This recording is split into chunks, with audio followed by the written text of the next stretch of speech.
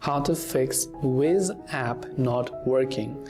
Now, if your Wizz application isn't working, there could be a couple of reasons and not just one specific reason. First off, we're going to start with the basic check, that is our internet connection. If you're using Wi-Fi, you can try to switch to cellular, or vice versa. If you're using cellular, you can try to switch back to Wi-Fi. Now, after you've done that, next up what you want to do is you want to simply go ahead and then launch the settings application. Once you launch settings, this is the interface you will be able to see. Now, this is, by the way, for Android users. What you want to do is go to the option called apps. Once you go to the option called apps, using the search bar from the top right hand side, you can simply go ahead and then search for the Wizz application.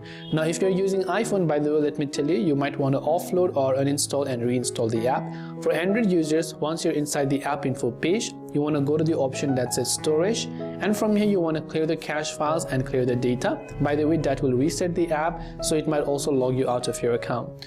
After you've done that, last but not the least, you can also simply try to check if your Wizz app is updated to the latest version.